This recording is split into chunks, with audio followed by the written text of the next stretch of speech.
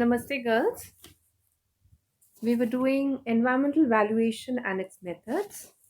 Till now, we have gone through the different environmental goods and the need and the importance of valuation for environmental goods. अभी तक हम लोगों ने इस chapter में पर्यावरणीय वस्तुओं के बारे में जाना, उनकी प्रकृति और विशेषताओं के बारे में अध्ययन किया और पर्यावरणीय मूल्यकरण की आवश्यकता के बारे में चर्चा की। आज हम लोग पर्यावरणीय मूल्यकरण की विधियों से पहले इस बात को देखेंगे कि मूल्यकरण किसे कहते हैं। The meaning of environmental valuation will be highlighted today. तो आइए शुरू करते हैं।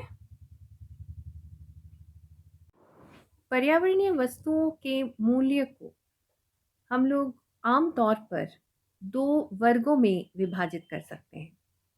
एक है प्रयोग मूल्य, जिसको इंस्ट्रूमेंटल वैल्यू कहते हैं, और दूसरा है आंतरिक मूल्य यानी इंट्रिंसिक वैल्यू। आंतरिक मूल्य किसी भी वस्तु की क्षमता से संबंधित होता है। वो क्षमता जो वस्तु के प्रयोग करने पर मनुष्य की इच्छा या वरीयता को संतुष्ट करने में सामर्थ्य रखता है, इसे आंतरिक मूल्य कहते हैं। This is called intrinsic value. Intrinsic value means the power of any commodity, any good or service to satisfy the wants of human beings. So that is known as intrinsic value. आंतरिक मूल्य उस वस्तु में निहित माना जाता है, अर्थात उस वस्तु में ऑलरेडी embedded होता है। It is because of the original powers of the good which is inherent quality of the good. उपयोग मूल्य, उसे प्रयोग मूल्य भी कहा जाता है। इंस्ट्रूमेंटल और use value is one and the same. उपयोग मूल्य उन लाभों से उपार्जित किया जाता है जिन्हें संसाधन की वर्तमान खपत के लिए जिम्मेदार ठहराया जाता है। सो यूज वैल्यू और instrument value accrue from the benefits which come from the present consumption of the resource. कोई भी पर्यावरणीय वस्तु के उपयोग से प्राप्त होने वाले लाभ को हम कह सकते हैं कि उपयोग मूल्य है, या प्राप्त किए गए लाभ के द्वारा हम उपयोग मूल्य को निर्धारित कर सकते हैं।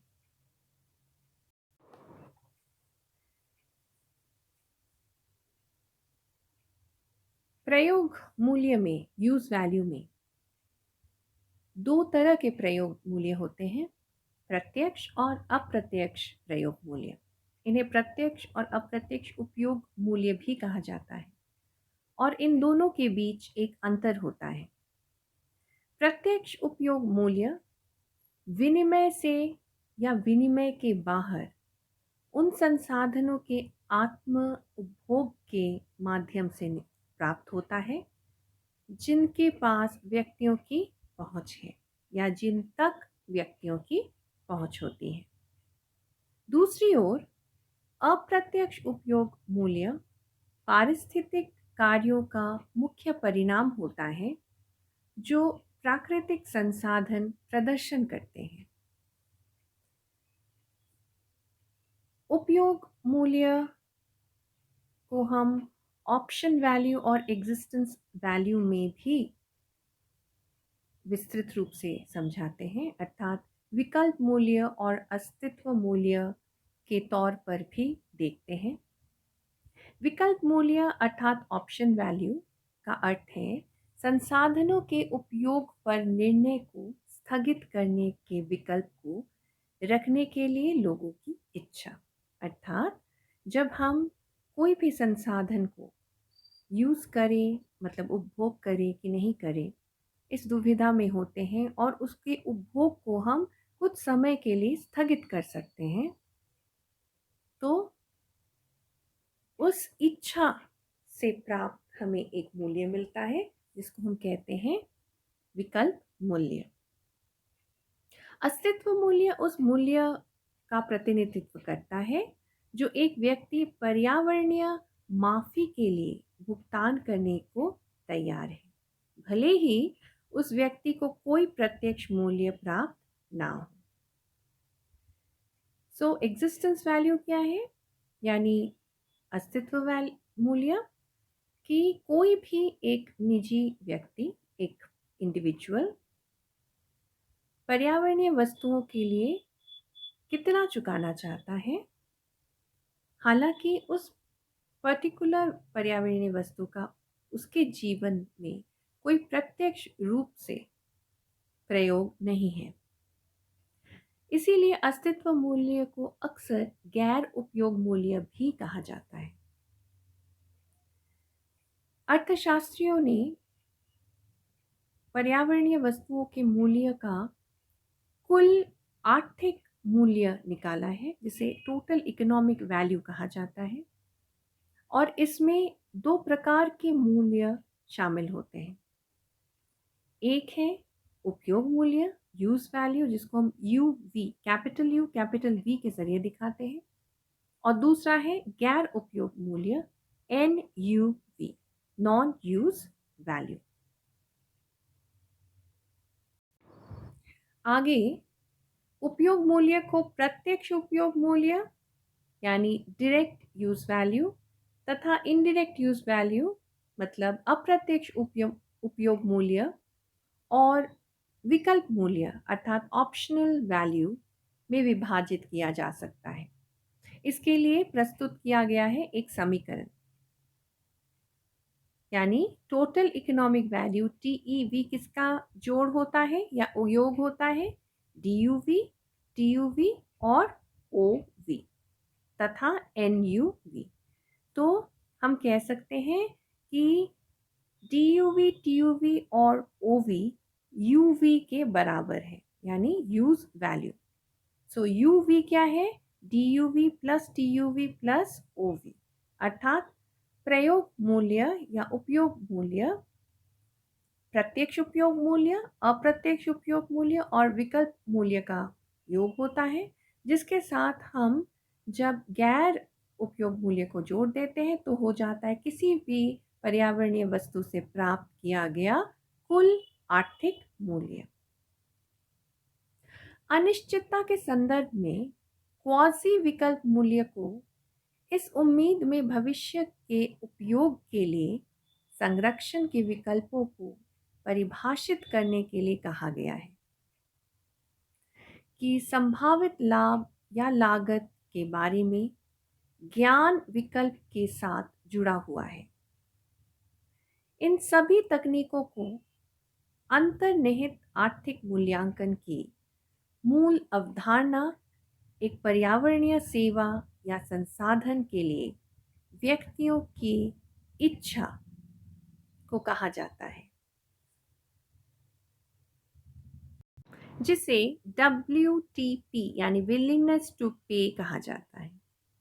सर्वेक्षण आधार पर मूल्यांकन तकनीकों में प्रयुक्त एक उपाय, जिसे आकस्मिक मूल्यांकन पद्धति के रूप में जाना जाता है, एक बेहतर माहौल के लिए किसी अच्छे या सेवा के कुछ व्युत्पन्न स्तर को प्राप्त करने के लिए किसी व्यक्ति को पैसे देने की इच्छा को इंगित करता है या बताती है। बाजार मूल्य मौजूद नहीं होने पर WTP अर्थात पर्यावरणीय वस्तुओं के या सेवाओं के लिए व्यक्तियों की इच्छा, विलिंगनेस टू पे, व्यक्तियों की खर्च करने की इच्छा उपाय का उपयोग किया जाता है, अर्थात WTP के धारणा का इस माहौल में उपयोग किया जाता है। आर्थिक मूल्यांकन की एक और अवधारणा स्वीकार की गई है, यानी WTA स्वीकार की गई है। इसे स्वीकृति यानी स्वीकृति की इच्छा या स्वीकार करने की इच्छा कहा जाता है, विलिंगनेस टू एक्सेप्ट। यह इस बात का एक उपाय है कि किसी व्यक्ति को उसके कारण होने वाले कल्याण में हानि को स्वीकार करने के लिए उसे क्या देना होगा। उदाहरण के लिए, संसाधनों के स्तर में गिरावट या पर्यावरणीय गुणवत्ता में अगर गिरावट आती है तो WTA माप मौद्रिक समकक्ष को इंगित करता है जो परिवर्तन से कल्याणकारी नुकसान की भरपाई करने के लिए आवश्यकता होगा। सरल शब्दों में हम ये कह सकते हैं कि मान लीजिए एक कंपनी अपनी फैक्ट्री के धुआं छोड़ने के लिए अगर सोसाइटी यानी आसपास रहते हुए लोगों के स्वास्थ्य पर बुरा असर डाल रही है, तो इस पर्यावरणीय गुणवत्ता में गिरावट को कॉम्पनसेट करने के लिए कंपनी सोशल रिस्पॉन्सिबिलिटी के तहत कुछ कार्य कर सकती हैं, जैसे वृक्षारोपण या नॉन पोल्यूटेंट प्लांट्स लगाना, या ऐसा कुछ अपने फैक्ट्री में उपयोग करना जिससे कि पोल्यूशन को कम किया जाए, गैस को छोड़ने से पहले या धुआं को छोड़ने से पहले ट्रीटमेंट करके छोड़ा जाए ताकि लोगों को हानि ना पहुंचे। तो इस तरह के कुछ चीज़ों में उस कंपनी को या फर्म को खर्च करने होते हैं, और वो कितना खर्च करने के लिए राजी है, इसको कहा जाता है विलिंगनेस टू पे। और सोसाइटी कितने खर्च पर खुश होगी, कितना खर्च कंपनी करने पर सोसाइटी उस कंपनी के प्रति सद्भावना रखेगी, उसको कहा जाएगा विलिंगनेस टू एक्सेप्ट।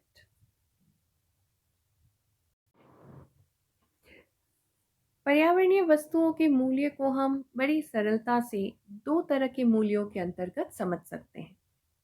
एक है प्रयोग मूल्य और दूसरा है उसकी एग्जिस्टेंस वैल्यू, अर्थात अस्तित्व मूल्य।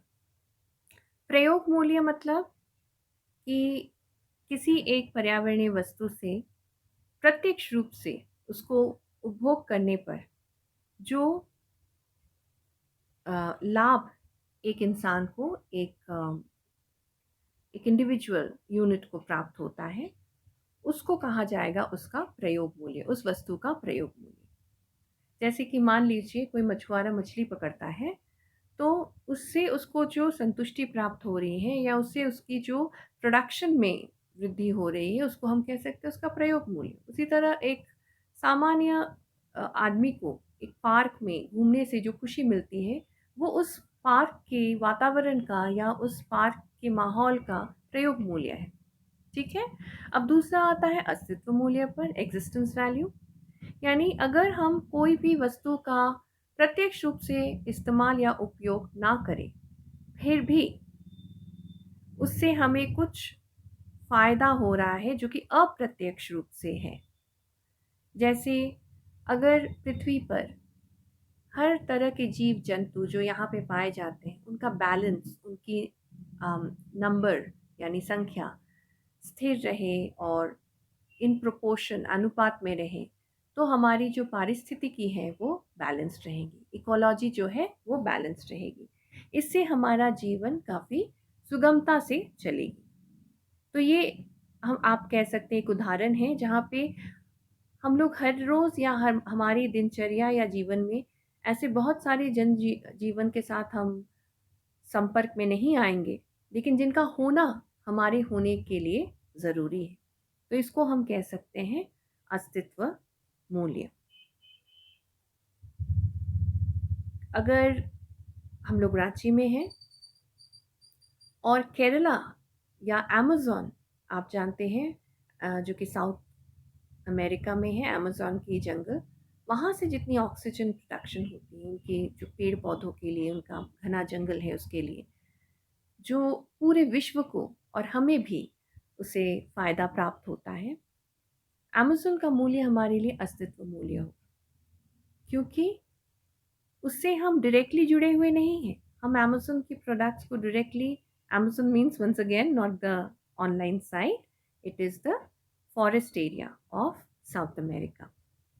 तो अमेज़न के जंगल के पेड़ पौधों से हमारा प्रत्यक्ष रूप से कोई संबंध नहीं है या हम उसका प्रयोग नहीं कर रहे हैं, लेकिन फिर भी उसको अगर बचाने की अगर ज़रूरत होगी और उसके लिए मैं एक इंडिविजुअल की तरह उसमें कुछ कंट्रीब्यूट कर रही हूँ उस एनवायरनमेंट को बचाने के लिए, तो उसका मेरे लिए एक अस्तित्व मूल्य है। उसके अस्तित्व के लिए मैं एक मूल्य निर्धारण कर रही हूँ, बिकॉज़ मुझे पता है कि इनडायरेक्टली उससे मुझे काफ़ी फ़ायदे हैं।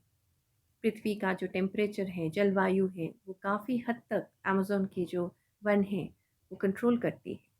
तो इसके लिए इस तरह का मूल्य हम लोग चुकाते हैं या हम लोग पे करने के लिए राज़ी होते हैं और इस मूल्य को कहा जाता है अस्तित्व मूल्य।